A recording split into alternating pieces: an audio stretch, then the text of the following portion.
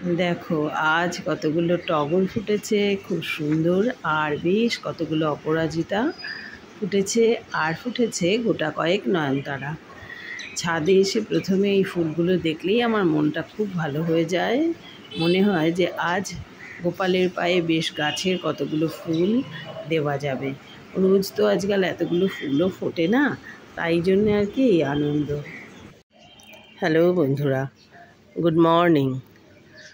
বৃষ্টি ভেজা একটা সকালের সবাইকে শুভেচ্ছা জানাচ্ছি। দেখো চারদিকে টিপ টিপ করে এখনও কিন্তু বৃষ্টি পড়েই যাচ্ছে, একদম স্যাঁতস্যাঁতে। এই গন্ধটা, এই বৃষ্টি ভেজা ভাবটা কিন্তু আমার বেশ লাগে। অবশ্য সেই স্যাঁতস্যাঁতানি গন্ধটা এখন আর পাওয়া যায় না, কেননা বৃষ্টি রোজই হচ্ছে। যখন অনেক দিন বৃষ্টি না হবার পরে হঠাৎ করে প্রথম বৃষ্টিটা হয়, আর তাতে যে মাটির একটা সোদা গন্ধ বেরোয়, সেটা কিন্তু দারুণ লাগে বলতে পারো। দেখো অল্প অল্প হাওয়া দিচ্ছে, আর খুব সামান্যই বৃষ্টি পড়ছে। গাছগুলো বেশ লকলকে হয়ে যায় বৃষ্টির দিনে। আর আমরা এদিকে সকালবেলায় বসে গেছি চা ঠা নিয়ে। দেখো বৃষ্টিতে পাক না ভিজিয়ে ও বসে রয়েছে চালের ওপরে, আর এইদিকে এই যে চা নিয়ে বসে গেছে। গুড মর্নিং বলো। Good morning. আমরা সকালের চাটা নিয়ে বসে গেছি। দুধ ফুটে গেছে, দুধ চাও হয়ে গেছে, বেশ কিছুটা পড়েও গেছে। এখন চাটা সেঁকে নিই। লিকার চা, দুধ চা সকাল সকাল দুটোই কমপ্লিট হয়ে গেল। এইদিকে আমি বেশ কিছুটা ময়দা মেখে নিয়েছি, কারণ আজ হবে পরোটা। আটা নেই ঘরে, না হলে সাধারণত সকালে না লুচি পরোটাটা অতটাও ভালো লাগে না, কিন্তু কি করব, আজ ময়দা মেখে নিয়েছি। পরোটা বানাবো, তবে সবজি হবে না কিছু, দই আর চিনি দিয়ে আজ সবাইকে খেতে হবে পরোটা। এই দেখো ময়দা মাখা কমপ্লিট। ভেজে নিলাম পরোটা, বেশ সবার জন্য দুটো দুটো হিসেবে ভাজা হলো। মানি একটা খাবে আর রুনু একটা খাবে। দই চিনি দিয়ে সবাই মিলে আজ ব্রেকফাস্ট পরোটা দিয়ে, বেশ ভালো। লাঞ্চ রেডি করতে শুরু করে দিয়েছি। চিকেন কষা শুরু হয়ে গেছে। আজ চিকেনটা পুরো কষা কষাই বানাবো ঠিক করেছি। আজ লাঞ্চে হয়েছে পালং শাকের তরকারি। পালং শাকটা দিয়ে মানি আজকাল ভীষণ ভালো ভাত খাচ্ছে, তাই ওর জন্য একটু পালং শাক মাঝে মাঝেই করে ফেলছি আর কি। আর হয়েছে আমাদের জন্য কচুরলতি চিংড়ি মাছ দিয়ে। এটাও আমার বড় ছেলে ভালোবাসে, বাড়িতে রয়েছে, তাই একজনের ভালোবাসার জিনিস করলে সবাই মিলেই সেটা বেশ ভালোবেসে খাওয়া হয়ে যায় আর কি, এটাই ব্যাপার। আর হয়েছে কাতলা মাছের পেটির ঝাল, সব কটা পেটি পিস আর ঝাল করা হয়েছে সবার জন্যে এক পিস করে। আর এদিকে হয়েছে মানির জন্যে স্টু, চিকেন স্টু, আর হয়েছে কিছুটা আলু সেদ্ধ মাখা। আর দেখো বানিয়ে ফেললাম চিকেনও আজ কষা কষা করে। এই হলো আজকের লাঞ্চ মেনু। তাহলে তোমাদের লাঞ্চের কার কি মেনু হয়েছে অবশ্যই কিন্তু কমেন্টে জানিয়ে দিও।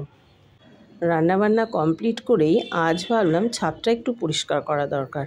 মাঝে মাঝে ও করে ঠিকই, কিন্তু থরলি সমস্ত টপ টপ সরিয়ে আজ ভেবেছি একদম পরিষ্কার করে নেব, তাই লেগে গেছি ছাদ পরিষ্কারের কাজে। দেখো ও কিছুটা হেল্প করছিল, কিন্তু আমার হাতে একটা টব ভেঙে যেতেই রেগে মেগে নিচে চলে গেল। বৃষ্টির দিন তো টবগুলো সব নরম হয়ে গেছে, আর একটু সরাতে গেছি, আর অপরাজিতা গাছটা এমনভাবে লতিয়েছিল যে ওটা টান লেগে টবটা ভেঙে গেল। যাই হোক, রাগারাগি করলে আর কী করে করা যাবে, আমি একাই শুরু করে দিলাম, ও চলে গেছে। ছাদটাকে সমস্ত কিছু সরিয়ে নিয়ে ভালো করে ঝাড় দিয়ে দিলাম আর পরিষ্কার করে দিলাম, কারণ প্রচণ্ড পাতা ঠাতা পড়ে নোংরা জমেছিল, অন্য কোনো কিছুই নয়। এদিকে বেশ করে সিঁড়িটা ওপাশ থেকে এপাশে এনে সেট করে দিলাম, সব গাছগুলো তাতে তুলে দিলাম। দেখো পরিষ্কার থাকলে কি সুন্দর লাগেই না দেখতে। সমস্ত এদিকে টবগুলো ওদিকে করে দিয়ে যত পাতা ছিল সব পরিষ্কার করে দিয়ে একটু যেখানে যেখানে শ্যাদলা পড়েছিল ঘষে দিয়ে ছাদটা ভালো করে পরিষ্কার করে ফেললাম। দেখো আমার নানি ফেসিয়াল করতে এসছে, সবাই দেখো।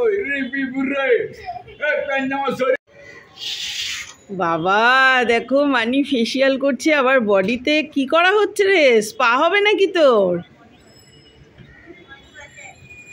বাবা ওটা কি কুত্তার পটি লাগাচ্ছে? এসব বাজে কথাই দাদা বলে না শোনা।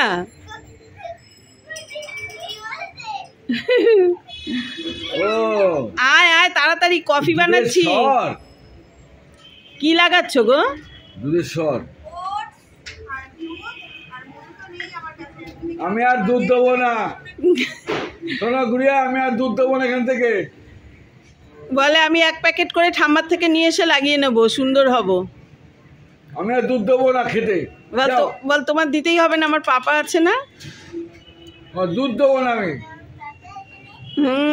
নেচে নেচে বলে, নেচে নেচে। এই আয় আয় মাম্মামকে নিয়ে আয়, কফি বানাচ্ছি। না না, সবাইকে নিমন্ত্রণ করছি এই জন্য। সবাইকে নিমন্ত্রণ করার দরকার কি আছে? সবাইকে নিমন্ত্রণ করার দরকার। দেখো এখন এত বেলায় আবার একটু কফি করতে শুরু করেছি। সবাই কফি টফি খেয়ে তারপরে লাঞ্চ করবে। এখন কিন্তু প্রায় 1টা বাজতে যাচ্ছে। সব এই সমস্তই চলতে থাকে আর কি। বসে গেছি লাঞ্চ করতে। তবে কচুরলতিটা কিন্তু আজকে দারুণ হয়েছে। চিংড়ি দিয়ে কচুরলতি, এটা দিয়েই মনে হচ্ছে পুরো 1 থালা ভাত খেয়ে ফেলা যাবে। ও আর আমি বসে গেছি। আর ওদিকে রিশু এসছে আমাদের বাড়িতে খেতে। রিশু ভুবন ওদের খাওয়া হয়ে গেছে। মানি অনেক আগে খেয়ে নিয়েছে, রুনু খেয়ে নিয়েছে, শুধু বাবু আর বাবুর বউ বাকি আছে ব্যাস। সন্ধেবেলা একটু বসে সবাই মিলে গল্পগুজব হচ্ছে। মানি আছে, মানি ফোন দেখতেই ব্যস্ত আর কি। এখন মানি আর কোনো কথা বলবে না। যাই হোক, তাহলে আজকের ভিডিওটা এখানেই এন্ড করছি। সবাই ভালো থেকো, বাই। আর পরবর্তী ভিডিওতে আবার দেখা হবে।